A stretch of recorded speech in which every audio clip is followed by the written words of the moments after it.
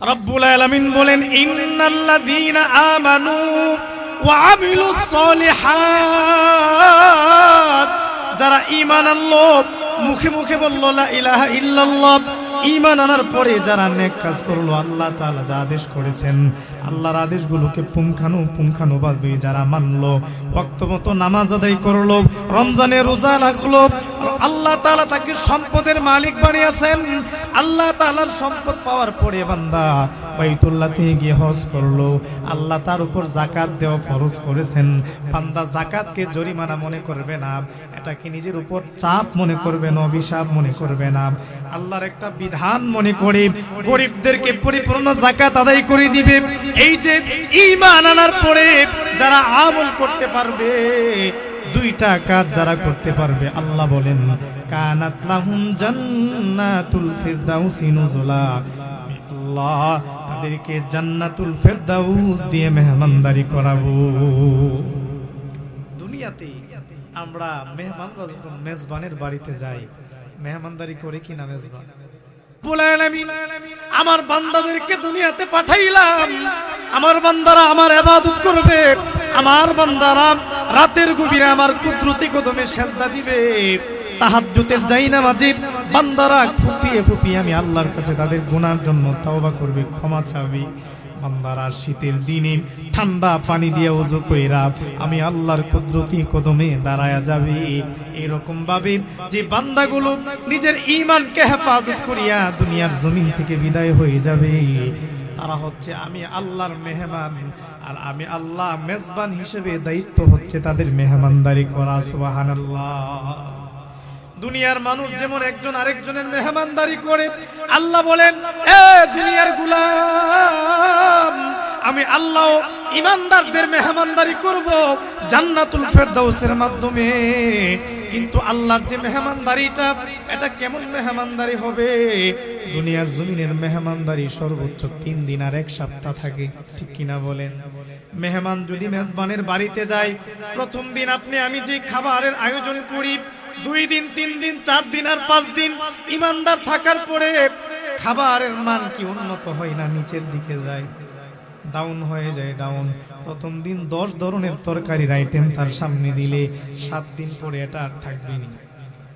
আল্লাহ রাব্বুল আলামিন দুনিয়ার জমিনে আমরা একজন আরেকজনের মেহমানদারি করি, যত দিন যায় মেহমানদারি নরমাল হয়ে যায়। আমার আল্লাহ বলেন যেই বান্দারা ঈমান আনলো, ঈমান আনার পরে নেক কাজ করলো, আমি আল্লাহ যে তাদেরকে জান্নাতুল ফেরদাউস দিয়ে মেহমানদারি করাবো।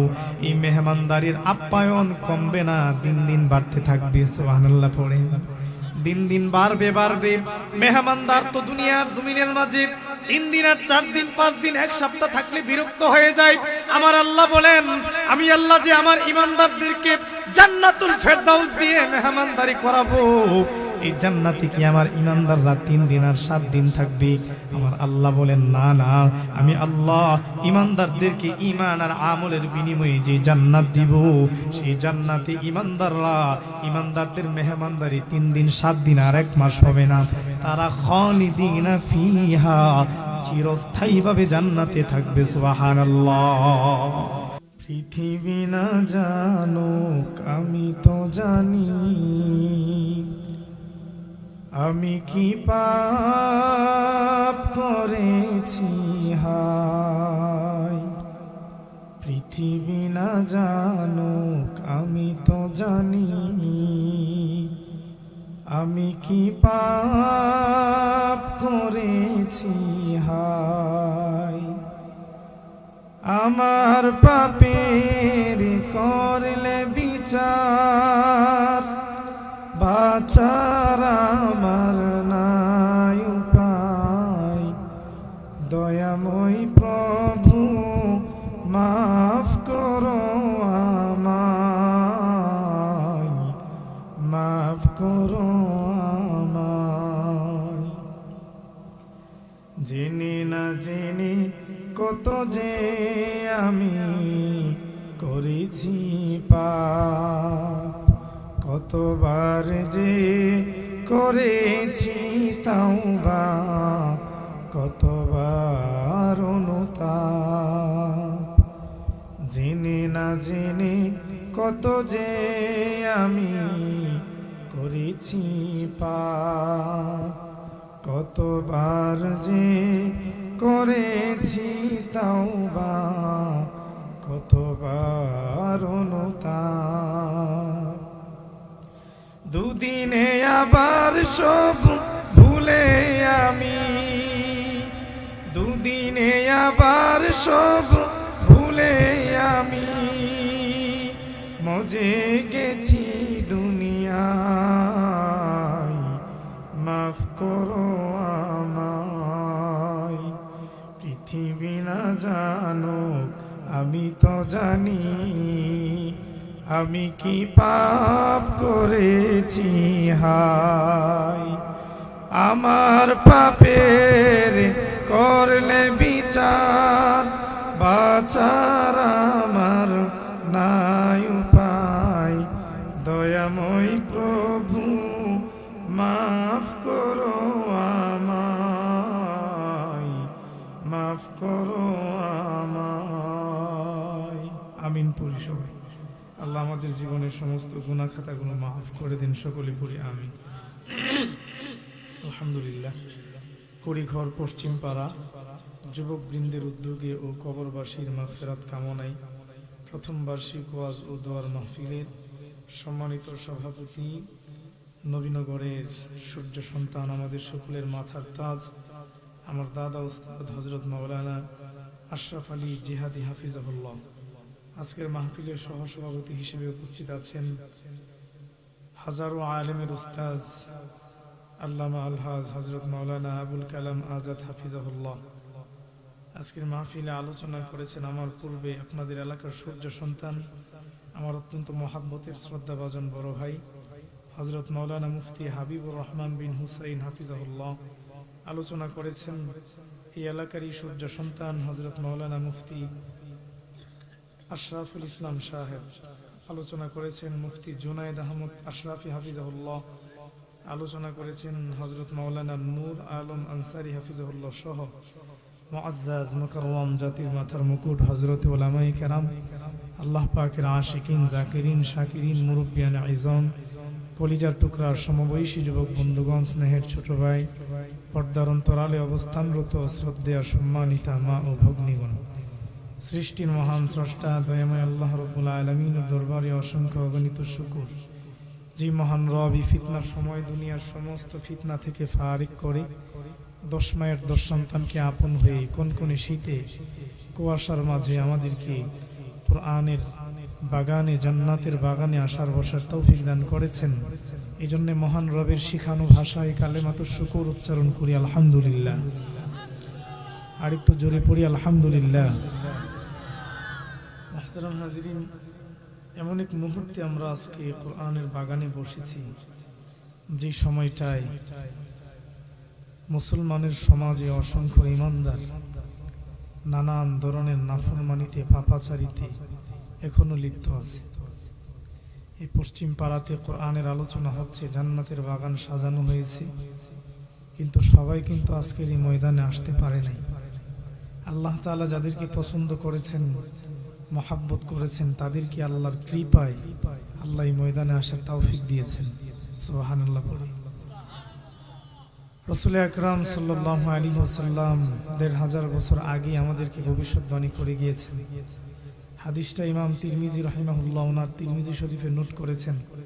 হাদিস বর্ণনাকারী সাহাবী হযরতে আনাস ইবনে মালিক রাদিয়াল্লাহু আনহু।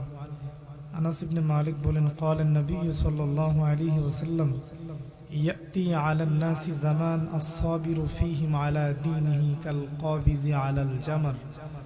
উম্মতে মুহাম্মাদীর শেষ জামানায় এমন এক সময় আসবে, ইমানদাররা তার ইমান টিকিয়ে রাখা এত কষ্টকর হয়ে যাবে, জ্বলন্ত কয়লা হাতে রাখলে যেমন কষ্ট হবে, প্রত্যেকটা ইমানদার তার ইমানকে হেফাজত করতে এর চেয়ে বেশি কষ্টকর হয়ে যাবে।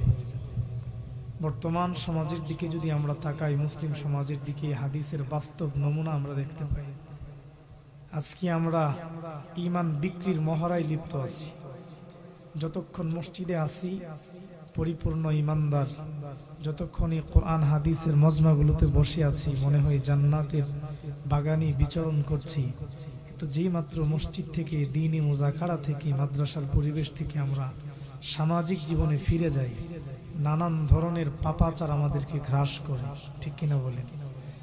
নানান ধরনের পাপাচার আমাদেরকে গ্রাস করে।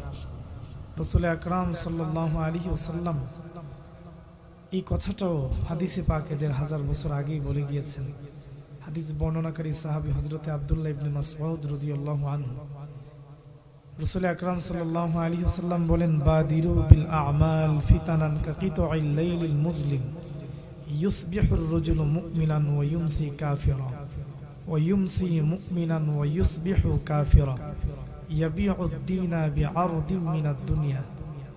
আল্লাহর হাবিব সাল্লাল্লাহু আলাইহি ওয়াসাল্লাম বলেন যে তোমরা এমন এক ফিতনার সময় বেশি বেশি নেক কাজের দিকে অগ্রসর হও যখন ফিতনা একটার উপর একটা বৃষ্টির মতো তোমাদের উপর পড়তে থাকবে। সামাজিকভাবে তোমাদেরকে নানান ধরনের গুনাহ, নতুন নতুন ফিতনা তোমাদেরকে গ্রাস করবে। তখন তোমরা বেশি বেশি নেক কাজ করো, নেক কাজের প্রতিযোগিতা করো। সময়টা কেমন হবে? নবীজি বলেন, ইউসবিহুর রাজুলু মুমিনান ওয়া ইউমসি কাফিরা। মুমিনরা সকালবেলা ইমানদার থাকবে, সন্ধ্যাবেলা কাফের হয়ে যাবে। ওয়া ইউমসি মুমিনান ওয়া ইউসবিহু কাফিরা। সন্ধ্যাবেলা তার ঈমান থাকবে, সকালে ঘুম থেকে উঠবে কাফের হয়ে, বেঈমান হয়ে। নাউযুবিল্লাহ। ইয়াবিউদ দীনা বিআরদিন মিনাদ দুনিয়া। ঈমানদার দুনিয়ার সাধারণ স্বার্থে, পার্থিব সম্পদের লোভে, টাকার লোভে, দুনিয়ার স্বার্থের কারণে তার ঈমানকে সে বিক্রি করে দিবে। টাকার কাছে বিক্রি করবে, সামাজিক স্বার্থের কাছে বিক্রি করে দিবে, নিজের দলের কাছে তার ঈমানকে সে বিক্রি করে দিবে। এমন কঠিন মুহূর্ত যখন তোমাদের সামনে আসবে, নবীজি বলেন, বাদিরু বিল আমাল, তখন তোমরা বেশি বেশি নেক কাজের প্রতিযোগিতা করবে। সুবহানাল্লাহ বলেন। আজকে যে আমরা এই মাহফিলে আসতে পারছি, এটা আমাদের কোনো শক্তির বলে না, আল্লাহ আমাদেরকে নিজ কৃপায় এখানে নিয়ে আসছেন, ঠিক কিনা বলেন? অন্যথায় আপনাদের এলাকাতে কি মানুষের অভাব আছে? বিষাক্ত সাপ আছে না আমাদের এলাকায়? বিষাক্ত সাপ যখন এলাকায় বেশি আনাগোনা বাড়ে, দেখবেন এই বিষাক্ত সাপকে ধরার জন্য আমরা একটা লোককে ভাড়া করে আনি। এই লোকটার নাম কি? বাইদ্যা, ওজা বা সাপুরিয়া, যে যাই বলি। এই সাপুরিয়া বিষাক্ত সাপ ধরার আগে একটা বিনবাঁশি বাজায়। এই বিনবাঁশির আওয়াজ শুনলে বিষাক্ত সাপ গড়তে থাকতে পারে না, কিন্তু দৌড়িয়ে যেখানেই থাকবে ছুটে চলে আসবে, ঠিক কিনা বলেন? মানে সাপুরিয়া এসে আপনাদের কুড়িগড় বাজারে বা এই পশ্চিম পাড়াতে বিনবাঁশি বাজাইতেছে, কিন্তু গর্ত থেকে আর সাপ বের হয় না। রাগ করে লাথি দিয়ে গর্তটা ভেঙে দিচ্ছে, ভেঙে দেখে এটার ভিতরে একটা দোরা সাপ। দোরা সাপের সামনে যদি বিনবাঁশি বাজায় 1000 বছর, গর্ত থেকে বের হবে। কারণ দোরা সাপের তো বিষ নাই, আর এই বিনবাঁশির সম্পর্ক হচ্ছে বিষাক্ত সাপের সাথে। বিষাক্ত সাপ বিনবাঁশির আওয়াজ শুনলে মাথা ঠিক থাকে না, পাগল হয়ে যায়, কখন এই পাশির সামনে চলে আসবে, ঠিক কিনা বলে? কোরআনের আকর্ষণ আছে না নাই? সবাই বলেন আছে না নাই? কোরআনের এমন আকর্ষণ, বিষাক্ত সাপ যেমন বিনবাঁশির আওয়াজ শুনে গর্তে থাকতে পারে না, যেখানেই থাকে বাঁশির আওয়াজ তার কানে গেলে দৌড়িয়ে পাগলের মতো বাঁশির সামনে চলে আসে। ঠিক তেমনি ভাবে যারা প্রকৃত মুমিন আর ঈমানদার, তাদের কানে যখন কোরআনের আওয়াজ যাবে, তেলাওয়াত যাবে, কোরআনের বয়ানের আওয়াজ যাবে, ওলামায়ে কেরাম যখন তাদের সামনে নসিহা করবে, ঈমানদার যার ঈমানের বিষ আছে সে কখনো ঘরে থাকতে পারে না, ঠিক কিনা বলে? সে সবসময় দৌড়িয়ে ময়দানে চলে আসবে। আর কোরআন হাদিসের বয়ান শোনার পরেও বোঝা যাবে যারা নাকি ঘরে বসে আছে, টিভির পর্দার সামনে বসে আছে, চাষ্টুলে বসে আড্ডা দিই, ওই দোরা সাপের যেমন বিষ নাই, ইমানদারের ইমানের কি নাই? পাওয়ার নাই। এজন্য আল্লাহ তাআলা যেন আমাদের সকলের ইমানকে পরিপূর্ণ ইমান দ্বারা ভরপুর করে দেন, সকলে পড়ি আমিন।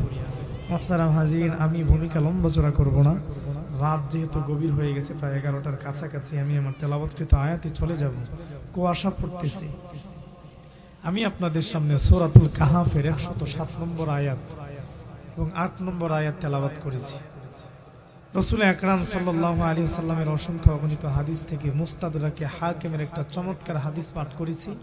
আল্লাহ চাহে তো এই আয়াত এবং হাদিসকে সামনে রেখে আপনাদের সামনে আমার নিজের জীবনের সংশোধনের নিয়তে কিছু কথা বলার চেষ্টা করব, আমার তৌফিক ইল্লা বিল্লাহ। আল্লাহ রাব্বুল আলামিন পৃথিবীতে আমাদেরকে পাঠিয়েছেন, আমরা একদিন পৃথিবীতে ছিলাম না, বর্তমানে আছি, আবার একদিন চলে যাব। এই পৃথিবীতে কিন্তু আমরা কেউ থাকতে আসি নাই। এই যে একটা অনিশ্চিত জীবন, অনিশ্চিত দুনিয়ার জন্য আমরা এত আয়োজন, এত বিল্ডিং, এত টাকা পয়সা, এত জগরা ফাসাদ, ভাই ভাইয়ের সঙ্গে রক্তপাত, বাবার সঙ্গে সম্পর্ক ছেলের ঠিক নাই, নিজের আপন রক্তের মানুষের সাথে রক্তের মানুষের সম্পর্ক ঠিক নাই, রক্তপাত ঘটাচ্ছি, মারামারি করতেছি, খুন করতেছি, এত কিছু সাময়িক দুনিয়ার জন্য। এটা কি আমাদের আসল ঘর, আসল বাসস্থান? আমাদের আসল বাসস্থান কোথায়? জান্নাতে। সবাই বলেন কোথায়? আমরা আসছি জান্নাত থেকে, আমাদের উৎপত্তি জান্নাতে, আবার চলে যাব কোথায়?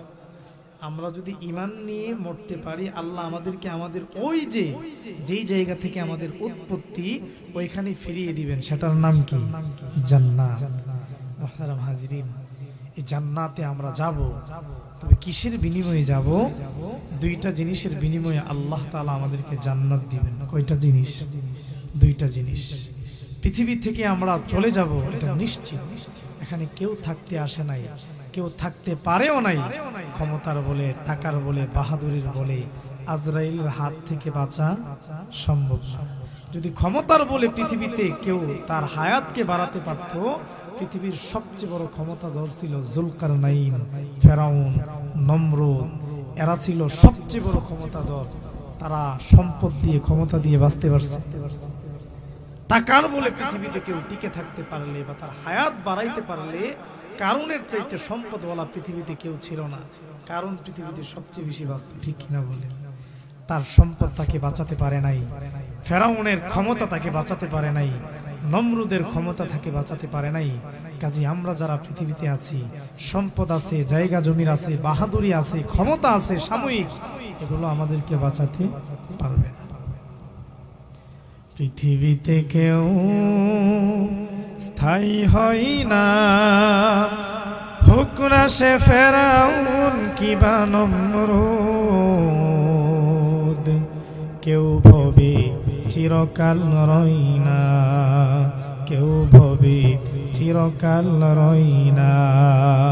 পৃথিবীতে কেউ স্থায়ী হয় না, হোক না সে ফেরাউন কিবা নমরুদ। কেউ ভবে চিরকাল রই না, কেউ ভবে চিরকাল রই না। ঠিক কিনা?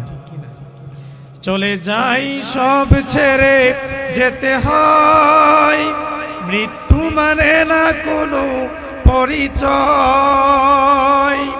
চলে যাই সব ছেড়ে যেতে হয়, মৃত্যু মানে না কোনো পরিচয়। সব রাজা মহারাজা আর মহাবীর, সব রাজা মহারাজা আর মহাবীর, কাউকে সে অবকাশ দেই না। পৃথিবীতে কেউ স্থায়ী হয় না, হোক না সে ফেরাউন কিবা নমরুদ। কেউ ভবে চিরকাল রই না, কেউ ভবে চিরকাল রই না। ঠিক কিনা বলে? পৃথিবীতে আমরা কেউ থাকতে আসি নাই, চলে যাওয়া লাগবে, চলে যাব। আমাদের যদি আমাদের আমল ঠিক থাকে, দুইটা কর্মের বিনিময়ে আল্লাহ আমাদেরকে সেই উৎপত্তি স্থল জান্নাতে আবার দিবেন। সুবহানাল্লাহ। আল্লাহ রাব্বুল আলামিন সূরাতুল কাহফের 107 নম্বর আয়াতে বলছেন, ইন্নাল্লাযীনা আমানু ওয়া আমিলুস সলিহাত, ইন্নাল্লাযীনা আমানু ওয়া আমিলুস সলিহাত কানাত লাহুম জান্নাতুল ফিরদাউসি নুজুলা। রব্বুল আলামিন বলেন, দুইটা জিনিসের বিনিময়ে আল্লাহ তাআলা আমাদেরকে জান্নাতুল ফিরদাউস দিবেন। কয়টা জিনিসের বিনিময়ে? দুইটা জিনিসের বিনিময়ে আল্লাহ আমাদেরকে জান্নাতুল ফিরদাউস দিবেন। আল্লাহ বলেন, ইন্নাল্লাযীনা আমানু ওয়া আমিলুস সলিহাত, নিশ্চয়ই যারা ঈমান আনছে, ঈমান আনার পরে যারা নেক আমল করেছে, ভালো ভালো কাজ করেছে। আল্লাহ রাব্বুল আলামিন বলেন ঈমান আনার বিনিময়ে, ঈমান আনার পরে মুখ দিয়ে স্বীকৃতি দেওয়ার পরে লা ইলাহা ইল্লাল্লাহ মুহাম্মাদুর রাসূলুল্লাহ, আমি মুখ দিয়ে বললাম লা ইলাহা ইল্লাল্লাহ মুহাম্মাদুর রাসূলুল্লাহ। এই ঈমান আনার পরে আল্লাহ তাআলা এখানে যুগল বর্ণনা দিতেছেন ঈমানের সঙ্গে আমলের সম্পর্ক আছে। মুখ দ্বারা শুধু স্বীকার করলাম লা ইলাহা ইল্লাল্লাহ, আমি আমার মুখ দ্বারা বললাম আমি আল্লাহকে বিশ্বাস করি, রাসূলের উপরে আমি ঈমান আনলাম, কিন্তু আল্লাহ তাআলার বিধানগুলো আমি মানি না, আমার রাসূলের সুন্নতের নামগন্ধ আমার দেহের মাঝে নাই, আল্লাহ তাআলার বিধানগুলো আমি মানি না। আমি আমার জবান দিয়ে স্বীকার করলাম লা ইলাহা ইল্লাল্লাহ, লা ইলাহা ইল্লাল্লাহ মানে আল্লাহ ছাড়া কেউ নাই দুনিয়ার জমিনে, একমাত্র আল্লাহ হচ্ছে আমাদের খালিক, আল্লাহ হচ্ছে আমাদের মালিক, আল্লাহ হচ্ছে রাজ্জাক, আল্লাহ হচ্ছে আমাদের রিজিক দাতা, আল্লাহ হচ্ছে সন্তান দাতা, সবকিছুর মালিক আল্লাহ। আল্লাহকে আমি আমার মুখ দ্বারা মানলাম, মানার পরে আমার আল্লাহ আদেশ করেছেন ঈমানদার নামাজ পড়ো, রোজা রাখো, হজ করো, যাকাত দাও, সত্য কথা বলো, নেক পথে চলো, মানুষের কল্যাণ করো, জবান দিয়ে সত্য সত্য কথা বলো। আল্লাহ তাআলা আমাদেরকে যে আদেশগুলো করেছেন, আমি ঈমানদার আল্লাহর আদেশ মানলাম না। মসজিদ থেকে মুয়াজ্জিন আযান দিতেছেন আল্লাহু আকবার, আল্লাহু আকবার, আশহাদু আল্লা ইলাহা ইল্লাল্লাহ, আশহাদু আন্না মুহাম্মাদুর রাসূলুল্লাহ, হাইয়া আলাস সালাহ, হাইয়া আলাল ফালাহ। মুয়াজ্জিন আমাদেরকে প্রতিদিন 5 বার ডাকেন হাইয়া আলাস সালাহ, হাইয়া আলাল ফালাহ। আল্লাহ পয়গম্বর বলেন হে উম্মতের দল, মুয়াজ্জিন তোমাদেরকে যে হাইয়া আলাস সালাহ বলে ডাক দেয়, এটা তো মুয়াজ্জিন ডাকে না, আল্লাহ তাআলা আল্লাহর কথাটাই মুয়াজ্জিনের জবান দ্বারা বের করেন। সুবহানাল্লাহ। আল্লাহ আপনাকে প্রতিদিন ডাকেন আর বলেন হাইয়া আলাস সালাহ, হে বান্দা নামাজের দিকে আসো, হাইয়া আলাল ফালাহ, হে বান্দা কল্যাণের দিকে আসো। দুনিয়ার কোনো জিনিসে কল্যাণ নাই, দুনিয়ার সম্পদে কল্যাণ নাই, ক্ষমতায় কল্যাণ নাই, দুনিয়ার টাকা পয়সায় কল্যাণ নাই, দুনিয়ার বাড়ি গাড়িতে কল্যাণ নাই, একমাত্র কল্যাণ আছে নেক আমলে, একমাত্র কল্যাণ আছে নামাজে, একমাত্র কল্যাণ আছে আল্লাহর আদেশ মানার ভেতরে। আল্লাহ রাব্বুল আলামিন আপনাকে প্রতিদিন আমাকে আপনাকে এইভাবে 5 বার মুয়াজ্জিনের মাধ্যমে ডাকেন। আপনি মুখ দ্বারা বললেন লা ইলাহা ইল্লাল্লাহ, কিন্তু মুয়াজ্জিন মসজিদ থেকে আযান দিল আল্লাহু আকবার, হাইয়া আলাস সালাহ, হাইয়া আলাল ফালাহ। মুয়াজ্জিনের সে আযানের সুর আপনার অন্তরকে নরম করতে পারলো না। আপনি মুয়াজ্জিনের আযান শোনার পরেও বাজারের মাঝে দোকানের শাটারটা বন্ধ করেন নাই, আপনার গল্প গুজব এখনো শেষ হয় নাই, আপনি 4 কাপে চুমুক দিতেছেন, আজান শোনার পরে আপনি 4 কাপটা থইলেন না, আপনি গল্প করতেছেন, আরেকজনের সমালোচনায় লিপ্ত আছেন, মসজিদের মাঝে ইমাম সাহেব দাঁড়ায় গেছে, আল্লাহু আকবার বলে আল্লাহর কুদরতি কদমে সেজদার মাঝে পড়ে গেছেন, আপনি মসজিদের পাশেই দোকানের মাঝে বসে আছেন, আপনি ইমানদার, আপনি নামাজ পড়লেন না, আপনাকে মসজিদে আল্লাহু আকবারের ডাক দিলটা নরম করতে পারলো না, ইমাম সাহেবের আল্লাহু আকবার তার সিজদা এবং রুকুগুলো আপনার দিল নরম করতে পারলো না। আপনি জবান দ্বারা যতই লা ইলাহা ইল্লাল্লাহ পড়লেন, যতই আপনি মুখে মুখে দাবি করলেন আমি ইমানদার, যতই দাবি করলেন আমি পয়গম্বরের আশিক, নবীর উম্মত, আল্লাহর কাছে আপনি এখনো ইমানদার হতে পারেন নাই, ঠিক কিনা? যে ঈমান আপনাকে মসজিদে নিতে পারলো না, যে ঈমান আপনাকে রমজান মাসে রোজা রাখাইতে পারলো না, রমজান মাসে সমাজের বহু ঈমানদার রোজা রাখে, আপনি ঈমানদার হওয়ার পরেও লাল কাপড় আর কালো কাপড়ের ভিতরে লুকায়া লুকায়া খাবার খান, আছে না নাই? আওয়াজ করে বলেন, সমাজে এমন ঈমানদার আছে না নাই? তুমি রমজান এলে রাখো না রোজা, দিনকে করো আঘাত, পয়সা করি নেই তো অভাব, দাও না তো যাকাত, ঠিক কিনা? তুমি রমজান এলে রাখো না রোজা, দিনকে করো আঘাত, পয়সা কড়ির নেই তো অভাব, দাও না তো যাকাত।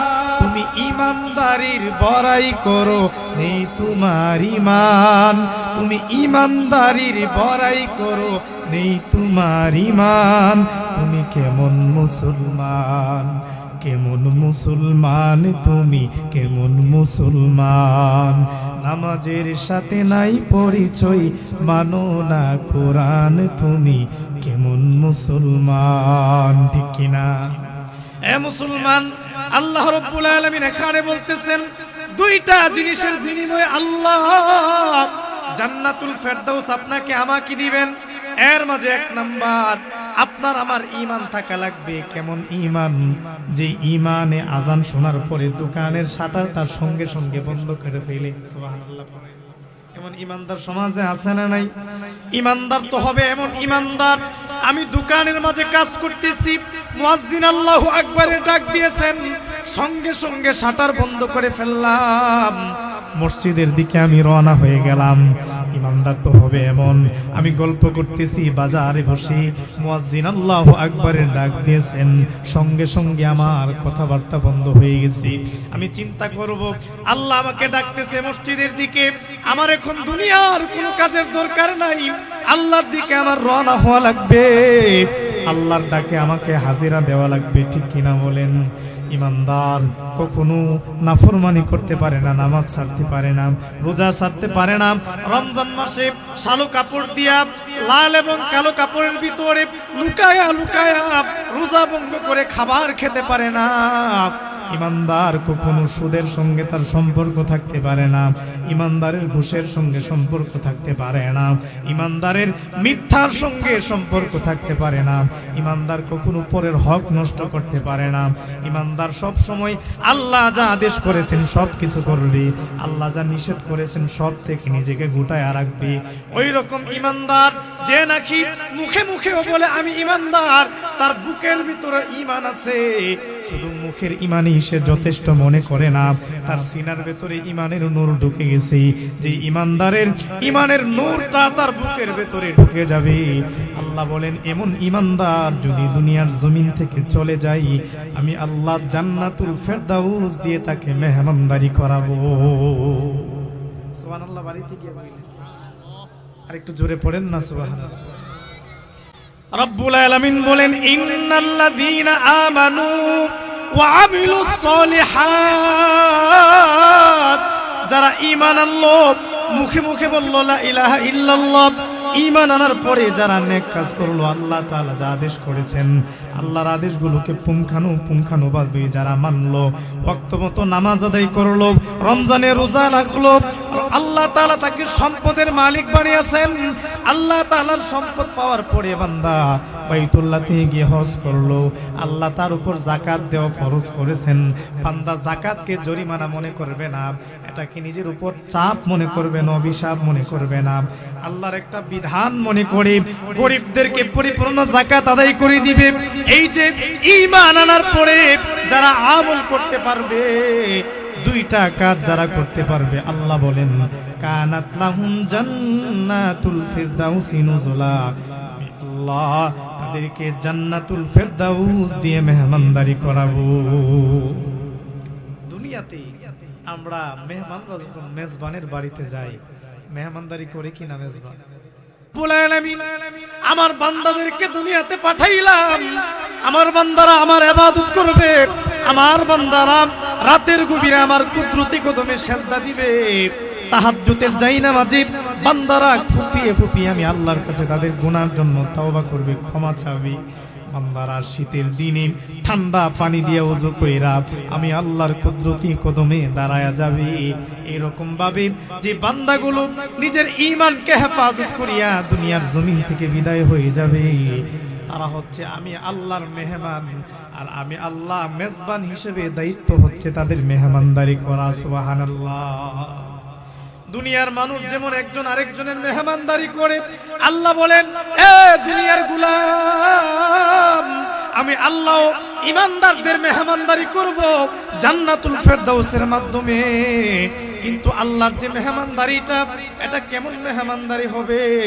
দুনিয়ার জমিনের মেহমানদারি সর্বোচ্চ 3 দিন আর 1 সপ্তাহ থাকে, ঠিক কিনা বলেন? মেহমান যদি মেজবানের বাড়িতে যায়, প্রথম দিন আপনি আমি যে খাবারের আয়োজন করি, 2 দিন 3 দিন 4 দিন আর 5 দিন ইমানদার থাকার পরে খাবারের মান কি উন্নত হয় না নিচের দিকে যায়? ডাউন হয়ে যায়, ডাউন। প্রথম দিন 10 ধরনের তরকারির আইটেম তার সামনে দিলে 7 দিন পরে এটা আর থাকবে না। আল্লাহ রাব্বুল আলামিন দুনিয়ার জমিনে আমরা একজন আরেকজনের মেহমানদারি করি, যত দিন যায় মেহমানদারি নরমাল হয়ে যায়। আমার আল্লাহ বলেন, যেই বান্দারা ঈমান আনলো, ঈমান আনার পরে নেক কাজ করলো, আমি আল্লাহ যে তাদেরকে জান্নাতুল ফেরদাউস দিয়ে মেহমানদারি করাবো।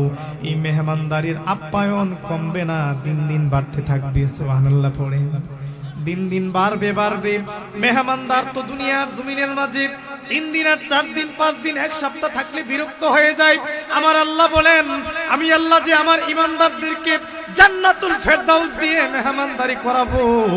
এই জান্নাতে কি আমার ঈমানদাররা 3 দিন আর 7 দিন থাকবে? আমার আল্লাহ বলেন, না না, আমি আল্লাহ ঈমানদারদেরকে ঈমান আর আমলের বিনিময়ে যে জান্নাত দিব, সেই জান্নাতে ঈমানদারদের মেহমানদারি 3 দিন 7 দিন আর 1 মাস হবে না। তারা খালিদিনা ফিহা, চিরস্থায়ীভাবে জান্নাতে থাকবে। সুবহানাল্লাহ। আর একটু আওয়াজ করে পড়েন না সুবহানাল্লাহ। এই জান্নাতে যাওয়ার জন্য মন চাই কি চাই না? আওয়াজ করে পড়েন না, চাই কি চাই না? জান্নাত চির সুখের ঘর, জান্নাত চির সুখের ঘর, যদি জানতে ওগো তুমি, মায়া ঘেরা রঙিন পৃথিবী নয়তো সুখের খনি, মায়া ঘেরা রঙিন পৃথিবী নয়তো সুখের খনি, ঠিক কিনা? এ মুসলমান ঈমানদার, আল্লাহ বলেন, আমি আল্লাহ যে মেহমানদারি করাবো জান্নাতুল ফেরদাউস দিয়ে, ওই জান্নাতে তারা 1 দিন আর 3 দিন মেহমান হয়ে থাকবে না। জান্নাতে যারা ঢুকবে তো ঢুকবে, আর বের হবে না। সুবহানাল্লাহ পড়েন। চিরজীবন থাকবে, চিরজীবন।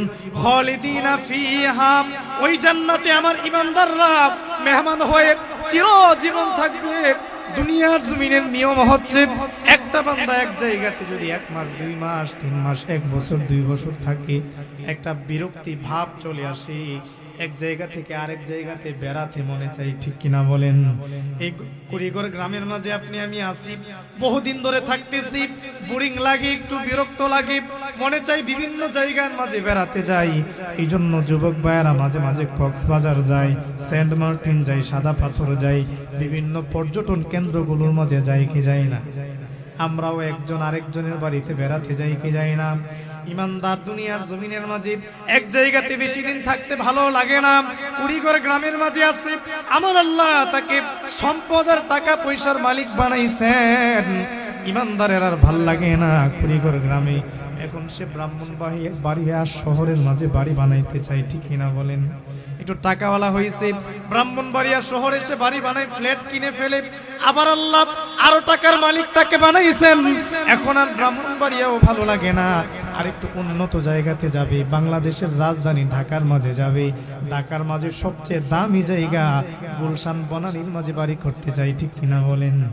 ওইখানেও আল্লাহ আরো টাকার মালিক বানাইছে, ওই জায়গাতে ভালো লাগে না। দুনিয়ার নিয়ম হচ্ছে, এক জায়গাতে মানুষ বেশি দিন থাকতে চায় না, এক জায়গা থেকে আরেক জায়গাতে যাইতে মনে চায়। বাংলাদেশ থেকে আমেরিকা, লন্ডন, ইতালিতে যাইতে মনে চায়।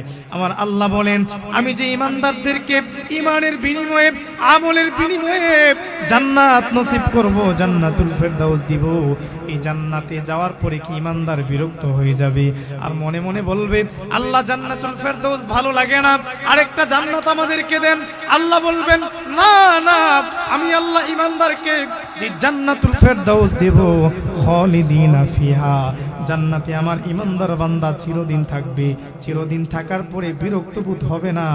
লা ইয়াবগুনা আনহা হিওয়ালা, ওই জান্নাত থেকে বের হওয়ার কল্পনাও ঈমানদার করবে না। সুবহানাল্লাহ পড়বেন। এই যে জান্নাত আল্লাহ তাআলা আমাদেরকে দিবেন, কিসের বিনিময়? 2টা জিনিসের বিনিময়। এক নাম্বার হচ্ছে ঈমান, দুই নাম্বার হচ্ছে আমল। এই ঈমান আর আমলের বিনিময়ে আল্লাহ তাআলা আমাদেরকে জান্নাত দিবেন বাবা। জান্নাত বড় দামি জিনিস, দামি একটা শহর, দামি একটা ঘর, দামি একটা বাসস্থান। দুনিয়ার জমিনের নিয়ম হচ্ছে যে শহর যত বেশি দামি হয় সেই শহরে প্রবেশ করার রাস্তা তত সুন্দর হয়, সহজ হয়, ঠিক কিনা বলেন? তত সুন্দর হয়। কিন্তু জান্নাতুল ফেরদাউসকে আল্লাহ এত সুন্দর করে সাজাইছেন।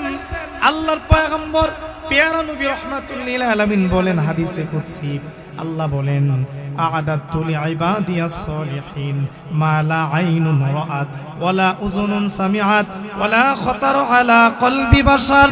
আল্লাহ বলেন আমি আল্লাহ আমার ঈমানদারদেরকে এমন একটা জান্নাত দান করব যে জান্নাত ঈমানদার চোখ দ্বারা কোনোদিন দেখে নাই, যে জান্নাতের নাজ নিয়ামতের কথা কান দ্বারা কোনোদিন শুনে নাই, যে জান্নাতে আমি আল্লাহ ঈমানদারদেরকে এত বেশি পরিমাণ নাজ নিয়ামত দিব অন্তর দ্বারা তার মন দ্বারা সে কোনোদিন অনুধাবন করে নাই। সুবহানাল্লাহ। জান্নাতে আল্লাহ তাআলা আমাদেরকে দিবেন, এত এত নিয়ামত দিবেন আমার আল্লাহ। ঈমানের বিনিময়ে আল্লাহ তাআলা ওই জায়গাতে শুধু আরাম আর আরাম দিবেন, সুখ আর সুখ, এখানে কোনো অশান্তি নাই, ঠিক কিনা বলেন? জান্নাতে দুনিয়াতে তো আমরা অভাবের কারণে অনেক কিছু খাইতে পারি না, মন চাইলেই। জান্নাতে আপনার আমার একটা জিনিস খাওয়ার জন্য মন চাইবে, সঙ্গে সঙ্গে আমার আল্লাহ তাআলা আপনার সামনে উপস্থাপন করে দিবেন। সুবহানাল্লাহ। আপনি মনে মনে চিন্তা করবেন, আহেরি যদি উটের গোশত খাইতে পারতাম, হরিণের গোশত খাইতে পারতাম, দুনিয়াতে তো টাকার কারণে খাইতে পারি নাই, অভাবী ছিলাম, খাইতে পারি নাই, এমন এমন দামি দামি জিনিসগুলো আমার নসিবে জুটে নাই, রিজিকে ছিল না। আল্লাহ সাথে সাথে ফেরেশতাকে বলবে, এই ফেরেশতা যাও আমার ঈমানদার বান্দার জন্য এগুলো রেডি করো সঙ্গে সঙ্গে। সুবহানাল্লাহ। জান্নাতের এক একটা বড়ই হবে বিশাল বড় বড় মটকার মতো। সুবহানাল্লাহ।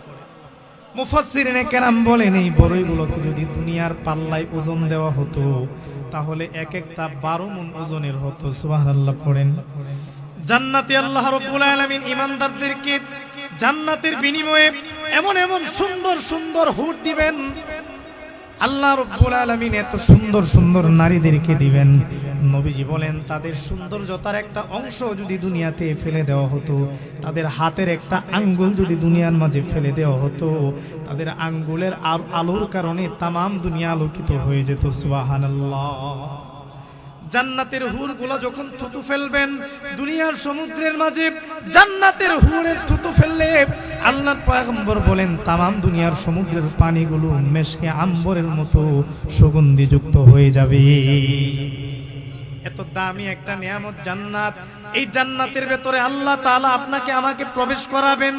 দুনিয়ার নিয়ম হচ্ছে যে শহর যত দামি এই শহরে প্রবেশ করার রাস্তাটা তত সুন্দর হয়, কিন্তু জান্নাতে তো দামি হওয়ার পরেও এত সুন্দর হওয়ার পরেও জান্নাতের রাস্তাটাকে আমার আল্লাহ বড় কঠিন করে বানাইছেন, বড় ভয়ঙ্কর করে বানাইছেন। জান্নাতে যাওয়ার জন্য কোনো বাইপাস রাস্তা নাই। দুনিয়াতে আপনি আমি গাড়ি দিয়ে হাঁটতেছি, এক রাস্তার মাঝে জ্যাম পড়লে আরেক রাস্তায় আমরা গাড়ি নিয়ে ওই রাস্তা দিয়ে হাঁটতে চাই, ওই রাস্তা দিয়ে আমরা পার হতে চাই, ঠিক কিনা বলেন? কিন্তু জান্নাতে আমার আল্লাহ যাওয়ার জন্য মাত্র একটা রাস্তা রাখছেন, একটা। ঈমানদাররা এই রাস্তা দিয়ে যাওয়া লাগবে, পয়গম্বররা এই রাস্তা দিয়ে যাওয়া লাগবে, বেঈমানরা ওই রাস্তায় উঠবে, যারা গুনাহগার তাদেরকে আল্লাহ ওই রাস্তার মাঝে দাঁড় করাবেন, যারা ঈমানদার তাদেরকে আল্লাহ এই রাস্তার মাঝে দাঁড় করাবেন। ওই রাস্তাটার নাম হচ্ছে পুলসিরাত। কি নাম? পুলসিরাত। এই পুলসিরাতের রাস্তা ছাড়া বাইপাস কোন রাস্তা দিয়ে ঈমানদাররা জান্নাতে প্রবেশ করতে পারবে না। ঈমানদাররা ওই পুলসিরাতের পুল দিয়ে পার হওয়া লাগবে। আল্লাহর হাবিব পেয়ারা নবী রাহমাতুল লিল আলামিন বলেন ওই পুলসিরাতের রাস্তাটা কেমন হবে রে বাবা, একটু শুনেন। এটা চুলের চাইতে চিকন হবে, হীরার চাইতে দার হয়ে যাবে বাবা। চুলের চাইতে চিকন হবে, হীরার চাইতে দার হবে, অমাবস্যার রাতের চাইতে আরো বেশি অন্ধকার হবে। এই রাস্তা এক একজনের জন্য এক এক রকম হয়ে যাবে। কারো জন্য এই রাস্তাটা প্রশস্ত হয়ে যাবে, সে বিজলির আকারে দৌড়িয়ে দৌড়িয়ে এই রাস্তাটা পার হয়ে জান্নাতে চলে যাবে। সুবহানাল্লাহ পড়েন। আর আর কেউ কেউ এই রাস্তার মাঝে ওঠার সঙ্গে সঙ্গে কেটে কেটে টুকরো টুকরো হয়ে জাহান্নামের মাঝে পড়ে যাবে। নাউজুবিল্লাহ পড়েন। এই যে পুলসিরাতের রাস্তা, এই রাস্তা ছাড়া আর কোনো বাইপাস রাস্তা দিয়ে আপনি আমি জান্নাতে ঢুকতে পারবো না। এ মুসলমান ইমানদার আল্লাহর গোলাম, মুরব্বী বাবারা, পর্দার অন্তরালের মা বোনেরা, যুবক ভাইয়েরা, এই যে আপনি আমি জান্নাতে যাব, জান্নাতে যাওয়ার জন্য যে পুলসিরাতের রাস্তাটা আপনার আমার পার হওয়া লাগবে, এই রাস্তাটা এক এক জনের জন্য এক এক রকম হবে। কাহারো জন্য হয়ে যাবে এটা, কাহারো জন্য হয়ে যাবে দামি, প্রশস্ত হয়ে যাবে, আলোকিত হয়ে যাবে, আবার কাহারো জন্য এই জান্নাতের রাস্তা হয়ে যাবে। বাবা ইনশাআল্লাহ শেষ করে দিব, যেহেতু প্রচন্ড রাত, আমি আর আলোচনা লম্বা করব না ইনশাআল্লাহ। আমি এই অল্প একটু কথা বলেই শেষ করার চেষ্টা করব ইনশাআল্লাহ। আপনারা ধৈর্য সহকারে শুনবেন তো ইনশাআল্লাহ, শেষ পর্যন্ত থাকবেন তো ইনশাআল্লাহ। কোরআনের জন্য কুয়াশা পড়তেছে, আমি দেখতেছি আপনারা বসে আছেন এত কষ্ট করে। আমি বিশ্বাস করি আল্লাহ তাআলা আজকে আপনার আমার দিকে তাকায় আছেন, এই ময়দানটাকে কবুল করে নিয়েছেন। আমিন পড়েন সকলে। আল্লাহ এমনও হতে পারে এই ময়দানের উসিলাই আপনাকে আমাকে মাফ করে দিতে পারে, ঠিক কিনা বলে? এ মুসলমান, লম্বা চড়া করব না। এই যে জান্নাতের রাস্তা দিয়ে, পুলসিরাতের পুল দিয়ে জান্নাতে আপনি আমি পার হব, এই রাস্তাটা এক একজনের জন্য এক এক রকম হয়ে যাবে। রাস্তাটার আলো হবে আপনার আমার ঈমান আর আমল। সুবহানাল্লাহ পড়েন। যদি আপনি আমি ঈমান নিয়ে আমল নিয়ে যেতে পারি, ঈমান আর আমলের কারণে পুলসিরাতের রাস্তাটা প্রশস্ত হয়ে যাবে, এটা আলোকিত হয়ে যাবে। এই ঈমানদার আমলওয়ালা জান্নাতের এই রাস্তায়, পুলসিরাতের রাস্তায় দৌড়িয়ে বিজলির আকারে জান্নাতে প্রবেশ করবে। সুবহানাল্লাহ পড়েন। ঈমানদার যখন এই পুলসিরাতের রাস্তার উপরে উঠবে, আল্লাহর পয়গম্বর বলেন ওই সময় পুলসিরাতের নিচে যে ভয়ঙ্কর জাহান্নাম আছে, জাহান্নাম চিৎকার করে করে বিকট আওয়াজ দিয়ে বলতে থাকবে, এরে ঈমানদার, এরে আল্লাহর গোলাম, তাড়াতাড়ি এই পুলসিরাতের পুল পার হয়ে যাও, কারণ তোমার ঈমানের আলোর এত পাওয়ার, তোমার ঈমানের আলোর কারণে আমি জাহান্নাম নিভা যাইতেছি। সুবহানাল্লাহ পড়েন। ঈমানের আলোর কারণে আমি জাহান্নাম নিভে যাইতেছি। তুমি দুনিয়ার জমিনে এত বেশি আমল করেছো, এত বেশি নামাজ পড়েছিলা, এত বেশি রোজা রাখছো, নফল আমল করছো, তাহাজ্জুদ পড়ছো, ঈমানটাকে এমন ভাবে হেফাজত করে ঈমানের নূর নিয়ে তুমি পুলসিরাতের রাস্তার মাঝে দাঁড়াইছো, তোমার ঈমানের নূরের কারণে আমি জাহান্নাম নিভা যাইতেছি। সুবহানাল্লাহ। ঈমানদারকে ডাক দিয়ে বলবেন, হে আল্লাহর পেয়ারা বান্দা, হে আল্লাহর বন্ধু, হে আল্লাহর দোস্ত ঈমানদার, তাড়াতাড়ি পার হয়ে যাও, দৌড়িয়ে পার হয়ে জান্নাতে চলে যাও। বেশিক্ষণ পুলসিরাতের পুলে হাঁটলে তোমার ঈমানের নূর দ্বারা আমি নিভে যাইব। সুবহানাল্লাহ। নবীজি বলেন, আর কিছু দুনিয়ার গোলাম এই পুলসিরাতের পুল দিয়া জান্নাতে যখন রওনা হয়ে যাবেন, তারা কেটে কেটে টুকরা টুকরা হয়ে জাহান্নামে পড়ে যাবেন। নাউজুবিল্লাহ। নবী বলেন, কারা পড়বেন? যারা মুখের দ্বারা মাত্র স্বীকার করে আমি ঈমানদার, তাদের অন্তরে ঈমান নাই, তাদের অন্তরে ঈমান নাই, নামাজ পড়ে না, রোজা রাখে না, হজ করে না, যাকাত দেয় না, মিথ্যা বলে, নাফরমানি করে, সারা সমাজের মাঝে সব ধরনের গুনাহ করে করে বান্দা তার ঈমানকে নষ্ট করে দিয়েছে। সুদের সঙ্গে বান্দার সম্পর্ক ছিল, ঘুষের সঙ্গে বান্দার সম্পর্ক ছিল। এই বান্দাগুলো এরকম নাফরমানি করিয়া নিজে মুখে মুখে ঈমানদার দাবি করে যখন পুলসিরাতের পুলের মাঝে দাঁড়ায়া যাবে, নবী বলেন ওই নাফরমান ঈমানদার আমার গুনাহগার উম্মতগুলো কেটে কেটে টুকরা টুকরা হয়ে জাহান্নামে পড়ে যাবে। নাউজুবিল্লাহ। এই জন্য এই জান্নাতে আপনার আমার যাওয়ার জন্য বাইপাস রাস্তা আছে, অন্য রাস্তা দিয়ে ঢোকা যাবে। পুলসিরাতের পুল আপনার আমার পার হওয়া লাগবে। বাবা, এই পুল তাদের জন্য আলোকিত হবে যারা আলোকিত ঈমানের মালিক হয়েছিল। সুবহানাল্লাহ। যাদের মুখে শুধু ঈমান ছিল না, বুকের ভেতরে ঈমান ছিল, তারা ওই দিন পুলসিরাতের পুল পার হয়ে জান্নাতুল ফেরদাউসের মালিক হয়ে যাবে। সুবহানাল্লাহ। এ মুসলমান ঈমানদার, আপনাদের সামনে আমি যে হাদিসটা পড়ছি তরজমা করে আমি শেষ করে দিব, লম্বা আলোচনায় যাব না, করলে সারা রাত আলোচনা করা যাবে, আপনারাও শুনবেন। যেভাবে বসছেন আমার তো মনে হয় 3 ঘন্টা 4 ঘন্টা আলোচনা করলে একটা মানুষও লড়বেন না। আমি আপনাদেরকে নবীর একটা হাদিস মাত্র শোনাইতে চাই। আল্লাহর নবী পেয়ারা নবী রাহমাতুল লিল আলামিন বলেন, ইন্নান নূরা ইযা দাখালা আস-সাদর ইনফাসাহা। নবী বলেন, ঈমানের নূর যখন কারো সিনার ভেতরে প্রবেশ করে এটা চমকাইতে থাকে। সুবহানাল্লাহ পড়েন। ঈমানের নূর যখন মুখ থেকে বুকের ভেতরে চলে যায় তখন তার ঈমানের নূরটা চমকাইতে থাকে। হাতের মাঝে ঈমান চমকাইবে, পায়ের মাঝে ঈমান চমকাইবে, মাথার মাঝে ঈমান চমকাইবে, চেহারাতে ঈমান চমকাইবে। ঈমানদারের ঈমান যখন মুখ থেকে বুকে চলে যাবে, তার হাতের মাঝে তাসবিহ চলে আসবে, জবানে আল্লাহর জিকির চলে আসবে, মাথার মাঝে পাগড়ি আর টুপি চলে আসবে, চেহারার মাঝে দাড়ি চলে আসবে। ঈমানদারের পরনের মাঝে পয়গম্বরের সুন্নতি লেবাস লম্বা জামা চলে আসবে। ঈমানদার বান্দির শরীরের মাঝে হিজাব চলে আসবে, বোরকা চলে আসবে। ঠিক কিনা পড়েন। নবীজি বলেন, ঈমানের নূর যখন কারো সিনার ভেতরে প্রবেশ করে ফেলবে তখন ঈমানের নূরটা চমকাইতে থাকবে। সাহাবায়ে কেরাম আমার পয়গম্বরকে প্রশ্ন করলেন, কিলা ইয়া রাসূলুল্লাহ হাল্লি তিলকা মিন আলামিন ইউরাফু বিহি। সাহাবায়ে কেরাম বলেন, এ পয়গম্বর আমার, হাবিব আমার, ঈমানের নূর যে আমাদের মুখ থেকে বুকের ভেতরে ঢুকে গেছে, কিভাবে আমরা বুঝবো এর আলামতটা কি? নবী বলেন, সাহাবায়ে কেরাম বলেন, এর কোনো আলামত আছে কিনা, বোঝার কোনো সিস্টেম আছে কিনা? নবী বলেন, নাম, অবশ্যই আছে। তিনটা আলামত আছে। তিনটা আলামত যদি কোনো ঈমানদারের মাঝে পাওয়া যায়, বুঝে নিবা তার ঈমানটা মুখ থেকে বুকের ভেতরে ঢুকে গেছে। সুবহানাল্লাহ পড়েন। নবীজি এক নাম্বার বলেন, তাজাফি মিন দারিল গুরুর ওয়াল ইনাবাতু ইলা দারিল খুলুদ ওয়াল ইস্তিআদাদু বিল মাউত ক্বাবলা নুজুলিহি। আল্লাহর পয়গম্বর বলেন, এক নাম্বার আলামত ঈমানদারের ঈমান যে বুকের ভেতরে ঢুকে গেছে, এক নাম্বার আলামত হলো আত-তাজাফি মিন দারিল গুরুর। ঈমানদার যখন তার বুকের ভেতরে ঈমান ঢুকে যাবে তখন সে সব সময় দুনিয়া থেকে পালিয়ে বেড়াবে, দুনিয়ার নাফরমানি থেকে, দুনিয়ার গুনাহ থেকে সে নিজেকে গোটায় রাখবে। সমাজের সমস্ত মানুষগুলো গুনার দিকে দৌড়ায়, ঈমানদার গুনার দিকে দৌড়াবে না, যুগের সঙ্গে তাল মিলাইবে না, স্রোতের উল্টো চলবে ঈমানদার। সমাজের সবগুলো মানুষ সুদ খায়, ঘুষ খায়, নাফরমানি করে, মিথ্যা বলে, কিন্তু ঈমানদার চিন্তা করবে, না না, আমার তো আল্লাহর সামনে দাঁড়ানো লাগবে, আল্লাহর সামনে আমার কর্মের হিসাব দেওয়া লাগবে। একদিন আমার সমস্ত ভালো এবং খারাপ কর্মের হিসাব আমার আল্লাহ তাআলা নিবেন। আমি কখনো নাফরমানি করতে পারি না। সমাজের সবগুলো যুবক যাত্রাপালার দিকে দৌড়ায়, নাইট ক্লাবের দিকে দৌড়ায়, নারীদের নাচানাচি দেখার জন্য দৌড়ায়।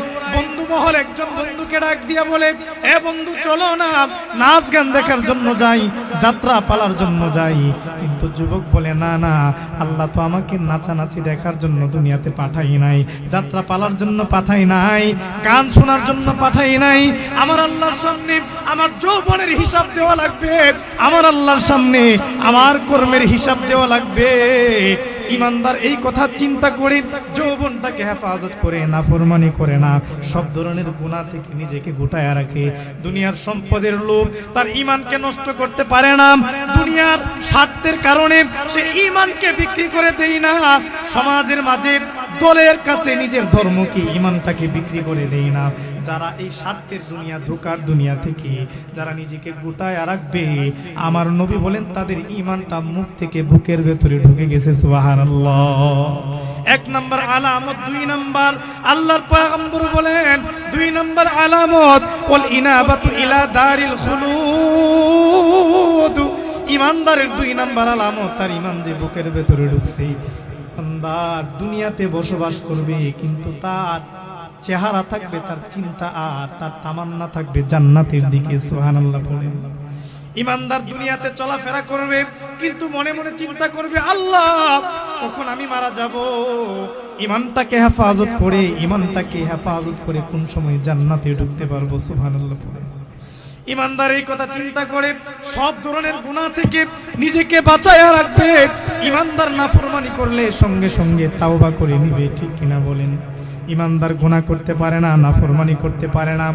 ঈমানদার সব সময় জান্নাতের আশা করবে, দুনিয়ার শাস্তিটাকে মাথা পেতে নিবে, কিন্তু আখিরাতের আযাবকে সে সহ্য করতে পারবে না। এ মুসলমান ঈমানদার, এই জন্য সাহাবায়ে কেরামের যদি কখনো গুনাহ হয়ে যেত তারা সঙ্গে সঙ্গে তাওবা করতেন, শাস্তি মাথা পেতে নিতেন। ঠিক কিনা বলেন? আল্লাহর পয়গম্বর পেয়ারা নবী রাহমাতুল লিল আলামিনের কাছে এক মহিলা সাহাবী চলে আসছেন। এসে আল্লাহর পয়গম্বরকে বলেন, ইয়া রাসূলুল্লাহ, ইয়া হাবিবাল্লাহ, ইন্নী জানাইতু, নবী গো আমার, আমি তো জিনা করে ফেলেছি, আমার পেটের মাঝে একটা জারদ সন্তান, জিনার বাচ্চা আছে। নবীজি মহিলা থেকে চেহারাটা আরেক দিকে ফিরিয়ে নিলেন। মহিলা নবীর চেহারার দিকে গিয়ে বলেন, ইয়া রাসূলুল্লাহ, ইয়া হাবিবাল্লাহ, ইন্নী জানাইতু, আমি গুনাহ করেছি, নাফরমানি করেছি, নবী গো আপনি আমাকে শাস্তি দেন, শরীয়তের শাস্তি দেন, কারণ আমি দুনিয়ার শাস্তি মাথা পেতে নিতে পারবো, জাহান্নামের আযাব সহ্য করার ক্ষমতা আমার নাই। সুবহানাল্লাহ। মহিলা যখন এই কথা বলেন, নবীজি তখন বলেন, তোমার পেটে যেহেতু জিনার বাচ্চা আছে, তোমার সন্তানটা যতক্ষণ পর্যন্ত ভূমিষ্ঠ না হবে ততক্ষণ পর্যন্ত তোমার শাস্তি দেওয়া যাবে না, হদ কায়েম করা যাবে না। যাও, সন্তানটা ভূমিষ্ঠ হওয়ার পরে আমার কাছে আসিও। মহিলা আবার বাড়িতে চলে গেলেন। এই ঈমানদার বাড়িতে যাওয়ার পরে বহুদিন পরে সন্তান যখন ভূমিষ্ঠ হয়েছে, কোলে নিয়ে আল্লাহর সামনে দাঁড়ায় গেছে, গিয়ে বলেন, নবী আমার, পয়গম্বর আমার, আপনি বলেছিলেন আমার সন্তানটা জন্ম নিয়ে সন্তান নিয়ে আপনার সামনে হাজির হওয়ার জন্য আপনি আমাকে শরীয়তের শাস্তি দিবেন নবীজি। নবী বলেন, এখনো তোমার শাস্তির সময় হয় নাই, তোমার সন্তানটা যেদিন হাঁটতে পারবে, বুকের দুধ খাওয়া ছেড়ে দিবে, নিজে নিজে খাইতে পারবে, ওই দিন তোমার শাস্তি দেওয়া হবে, যাও চলে যাও। মহিলা আবার চলে গেলেন। সন্তানটাকে 2.5 বছর বুকের দুধ পান করালেন। এবার আমার নবীর সামনে আসবেন, সন্তানটাকে হাতের আঙ্গুলে ধরে ধরে হাতের মাঝে একটা শুকনা রুটি দিয়া পয়গম্বরের সামনে হাজির হয়ে বলেন, নবী আমার, এই যে দেখেন না, আমার বাচ্চাটা আজকে খাইতে পারে, নিজে নিজে হাঁটতে পারে, নিজে নিজে। নবী, আপনি তো বলেছিলেন আমার সন্তানটা যদি নিজে নিজে হাঁটতে পারে, খেতে পারে, আপনি আমাকে শাস্তি দিবেন। নবী আমার, আমি অন্যায় করেছি, আমি জিনা করেছি, ব্যভিচার করেছি আরেকজন পুরুষের সঙ্গে। ইয়া রাসূলুল্লাহ, ইয়া হাবিবাল্লাহ, আমি দুনিয়ার শাস্তিটা নিতে চাই, মৃত্যুর পরে জাহান্নামের আগুনের শাস্তি আমি নিতে পারবো না। নবী নবীজি আবার সাহাবায়ে কেরামকে বলেন, সাহাবায়ে কেরাম, আমার সাহাবীর ঈমান কত শক্তিশালী দেখো, সন্তানটা বড় হয়ে যাওয়ার পরেও সে শাস্তিটা মাথা পেতে নেওয়ার জন্য আমার সামনে আসছে। যাও যাও, সমস্ত সাহাবায়ে কেরামকে হাজির করো। আল্লাহর পয়গম্বরের আদেশে সমস্ত সাহাবায়ে কেরামকে হাজির করা হলো। সমস্ত সাহাবায়ে কেরাম যখন আসলেন, শরীয়তের শাস্তি, কেউ যদি জিনা করে পাথর দিয়ে আঘাত করে তাকে মৃত্যুদণ্ড দেওয়া লাগবে। নবীজি আবার আদেশ করলেন, আমার এই মহিলা সাহাবীকে মৃত্যুদণ্ড দাও, রজম করো। সমস্ত সাহাবায়ে কেরাম পাথর দিয়ে তাকে আঘাত করতে লাগলেন। পাথরের আঘাতে রক্তগুলো ছিটে ছিটে জমিনের মাঝে পড়ে যায়, আর মহিলা জমিনের দিকে তাকায় তাকায় মুচকি হাসে, সুবহানাল্লাহ পড়ে। মহিলা বলে, আল্লাহ। সাহাবী বলেন, আল্লাহ, আপনার দুনিয়ার শাস্তি আমি মাথা পেতে নিলাম, জাহান্নামের শাস্তি আমি নিতে পারবো না। আমি জান্নাত চাই, জাহান্নামের আযাব আমি চাই না। সাহাবী যখন এইরকম ভাবে আঘাত খাইতেছেন, হঠাৎ করে একজন সাহাবী, নাম তার উসামা, হযরতে উসামা রাদিয়াল্লাহু আনহু, পাথর দিয়ে আঘাত করার পরে ওই মহিলা সাহাবীর রক্তটা ছিটিয়েছে তার চেহারাতে লেগে গেল। সে একটু ঘৃণার সুরে বলল, হাই রে, জিনাকারিনী একটা মহিলার রক্ত আমার শরীরে পড়ছে, একটু ঘৃণা করলো। আল্লাহর নবী আবার সাহাবীকে ডাক দিয়া বলেন, এই সাহাবী, ভালো করে শোনো, সাবধান সাবধান, আমার এই সাহাবীকে জিনাকারিনী বলে তাকে অপবাদ দিবা না, গালি দিবা না, কারণ আমার এই সাহাবী এমন তাওবা করেছেন, তার তাওবাটা যদি মক্কা মদিনার সমস্ত গুনাহগার উম্মতের মাঝে বন্টন করে দেওয়া হয়, অন্য কোনো গুনাহগারদের তাওবা করার কোনো প্রয়োজন হবে না। এই মহিলা সাহাবীর একা তাওবাই সকলের জন্য যথেষ্ট হয়ে যাবে। একটু চিল্লায় পড়েন না সুবহানাল্লাহ। এ মুসলমান, এই জন্য ইমানদারের 2 নাম্বার আলামত, ইমানদার যখন গুনাহ করবে, নাফরমানি করবে, সঙ্গে সঙ্গে আল্লাহর কাছে তাওবা করবে আর বলবে, আল্লাহ, নাফরমানি করেছি, দুনিয়ার শাস্তি মাথা পেতে নিতে চাই, আখিরাতের শাস্তি নেব না, আমি জান্নাতে যেতে চাই। নবী বলেন 2 নাম্বার আলামত, ওয়াল ইনাবাতু ইলা দারিল খুলুদ, ইমানদার তার দেহ থাকবে দুনিয়ায় কিন্তু নজর থাকবে জান্নাতে। সুবহানাল্লাহ পড়েন। ইমানদার সব সময় জান্নাতের তামান্নাই থাকবে। নবী বলেন 3 নাম্বার ইমানদারের ঈমান যে তার মুখ থেকে বুকে ঢুকে গেছে। 3 নাম্বার আলামত হচ্ছে ওয়াল ইস্তিআদাদু লিল মাউতি ক্বাবলা নুজুলিহি, ইমানদার মৃত্যুর আগে আগে মরণের প্রস্তুতি নিবে। সুবহানাল্লাহ। ইমানদার কখনো এই চিন্তা করবে না যে বয়স 70 হোক না, এখনো দাড়ি পাকে নাই, যৌবন তো এখনো আছে, এখন নামাজ পড়বো না, দাড়ি পাকলে নামাজ পড়বো, নাউজুবিল্লাহ বলে। এমন ইমানদার সমাজে আছে না নাই? চিন্তা করে 70 বছর 80 বছর হয়ে গেলে নামাজ পড়বে, 80 বছর হয়ে গেছে এখনো নামাজ পড়ে না, বিছানাতে শুয়ে যাওয়ার পরে মসজিদের ইমাম নিয়ে তাওবা করাই, ঠিক কিনা বলে? এরকম ইমানদার সমাজে আছে না নাই? না, ইমানদার কখনো সে বৃদ্ধ হওয়ার তামান্না আশাই থাকবে না, দাড়ি পাকার আশাই থাকবে না। সে চিন্তা করবে, না জানি কোন দিন আমার মরণ হয়। কত যুবক রাস্তার মাঝে অ্যাক্সিডেন্টে মারা যায়, কত যুবক স্ট্রোক করে মারা যায়, আগুনে পুড়ে পানিতে পুড়ে মারা যায়, কত যুবক রাস্তার মাঝে গাড়ির তলে পড়ে মারা যায়, ঠিক কিনা বলেন? দুনিয়াতে বাবা আসার সিরিয়াল আছে, যাওয়ার কোনো সিরিয়াল নাই। কাজী সব সময় মৃত্যুর জন্য প্রস্তুতি নেওয়ার দরকার আছে না নাই? সব সময় প্রস্তুতি নিবে ইমানদার, চিন্তা করবে না যে কোনো সময় আমার মৃত্যু হতে পারে। আজকে রাতে এশা পড়ছি, মাহফিলে বসছি, ফজর যে পড়তে পারবো কোনো গ্যারান্টি আছে? তাওবা করতে হবে। তাওবা করব তো আমরা সবাই। আজকের এই মাহফিল থেকে আমরা সকলে তাওবা করে যাব। আল্লাহ, না জানি কোন দিন মাইক থেকে এলান হয়, আমার এলান হয়ে যায় যে আব্দুর রহমান, আব্দুর রহিম, রহিমা, হালিমা দুনিয়ার জমিনে নাই। আল্লাহ, মসজিদের মাইক থেকে এলান হওয়ার আগে আগেই আপনি আমার ঈমান আমলকে বাঁচান। সকলে পড়েন আমিন। একদিন তোমারি নাম মসজিদে হবে এলান, একদিন তোমারি নাম মসজিদে হবে এলান। তৈরি থেকো, তৈরি রেখো কবরের মাল সামান, একদিন তোমারি নাম মসজিদে হবে এলান, ঠিক কিনা?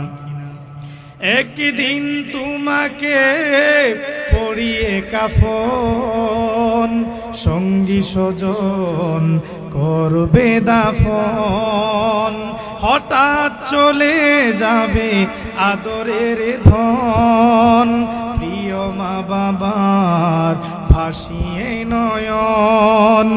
একদিন তোমাকে পরিয়ে কাফন, সঙ্গী স্বজন করবে দাফন, হঠাৎ চলে যাবে আদরের ধন, প্রিয় মা বাবার ভাসিয়ে নয়ন। তৈরি থেকো, তৈরি রেখো সুন্নতি আমল ঈমান, একদিন তোমারি নাম মসজিদে হবে এলান, ঠিক কিনা? এই মসজিদে এলান হওয়ার আগে আগে আল্লাহ যেন আমাদের সকলের ঈমানকে মজবুত করেন। সকলে পড়ি আমিন। তো ভাই বাজান, আমার আজকের বয়ানের আলোচ্য বিষয় কি? যারা দুইটা কাজ করবে, দুইটা কাজের বিনিময়ে আল্লাহ কি দিবেন? জান্নাত দিবেন। ইন্নাল্লাযীনা আমানু, যারা ঈমান আনবে, ঈমান আনার পরে যারা নেক আমল করবে, আল্লাহ বলেন আমি আল্লাহ জান্নাতুল ফেরদাউস দিয়ে তাদেরকে মেহমানদারি করাবো। সুবহানাল্লাহ পড়েন। আর ঈমানটা কেমন হবে? এইদিকে গেলে আরো 3 ঘন্টা 5 ঘন্টা ওয়াজ করলেও আপনারা শুনবেনই, যেহেতু কুয়াশা পড়তেছে। আমি আর আলোচনা লম্বা করব না বাবা, আমি এখানেই রেখে দিচ্ছি। কখনো যদি সুযোগ হয়, সময় ভালো থাকে বা কুয়াশা না থাকে, আপনাদেরকে আলোচনা শোনাবো, আল্লাহ যদি রিজিকে রাখে। আজকে আপনার আমার ইমানের যে কোয়ালিটি, মুসলমান আমরা আজকে টাকার পাহারা দিই, সম্পদের পাহারা দিই, স্বর্ণের পাহারা দিই, কিন্তু যে ইমান আপনাকে আমাকে জান্নাতে নিবে,